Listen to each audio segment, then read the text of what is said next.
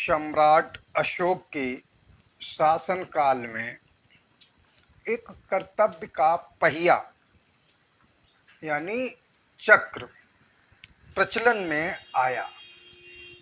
में आया जिसे अशोक चक्र कहा जाता है। इस चक्र में 24 आरे का मतलब होता है लाइनें, तीलियां हैं जो मनुष्य को 24 धम्म मार्ग दर्शाते हैं, जो मनुष्य के 24 धम्म मार्ग दर्शाती हैं। हर एक तीली का अपना अपना अलग अर्थ है और सभी तीलियां सम्मिलित रूप से देश और समाज के चौमुखी विकास का बात करती हैं। तो आइए हम इन तीलियों के अर्थ के बारे में आपको बताएं कि 24 तीलियों का अर्थ क्या है। सम्राट अशोक ने जो चक्र बनवाया था 24 तीलियों का, उसमें समाज के लिए, देश के समाज के हित के लिए उन्होंने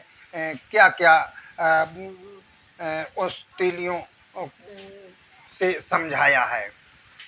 तो पहली तीली है, उसका अर्थ है संयम, और दूसरी का है आरोग्य, बिना रोग के, और तीसरी तीली शांति का प्रतीक है, और चौथी तीली है क्या कहा जाता है, त्याग, और पांचवी तीली है शील, और छठवीं तीली है सेवा, और सातवीं तीली क्षमा, और आठवीं तीली प्रेम, और नौवीं तीली मैत्री दर्शाती है, और 10वीं तीली बंधुत्व को बताती है, और 11वीं तीली संगठन, एकजुट होने का प्रतीक बताती है। इस तरीके से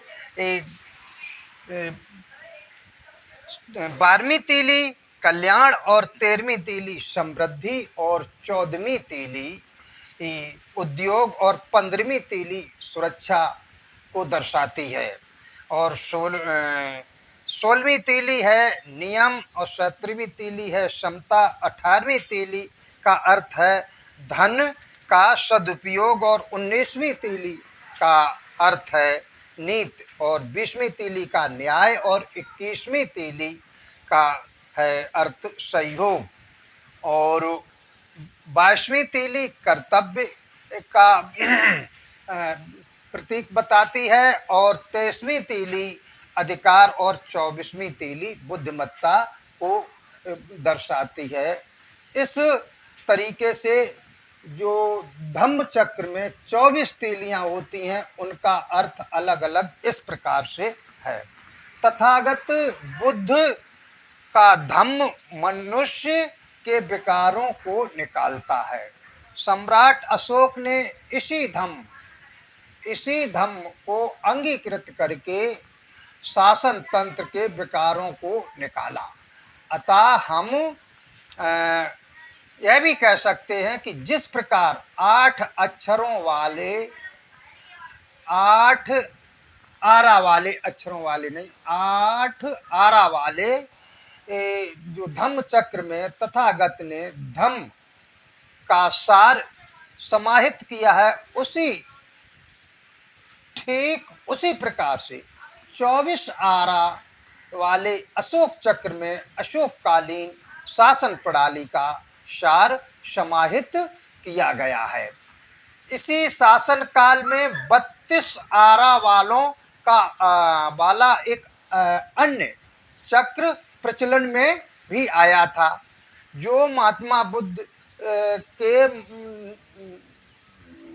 बुद्ध में महापुरुषों के 32 जो लक्षण थे उनको दर्शाता था। इसलिए 32 आरा वाला एक धम्म चक्र का भी प्रचलन हुआ था।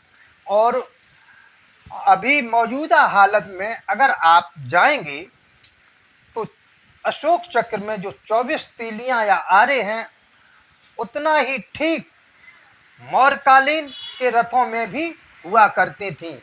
और आज मौजूदा स्थिति में आप पटना में म्यूजियम है, जो मौर्यकालीन की लकड़ी का बना हुआ है रथ का पहिया रखा हुआ है, जिसमें आप जाकर के देख सकते हैं कि 24 तीलियां हैं। ये हमारी इतिहास की जानकारी आप लोगों को कैसी लगी? अगर आपको अच्छी लगी है तो हमारे वीडियो को सब्सक्राइब करें, चैनल को सब्सक्राइब करें, लाइक करें और बेल आइकन की घंटी को जरूर दबाएं, दूसरे लोगों तक जरूर पहुंचाएं। नमो बुद्धाय। नमस्कार।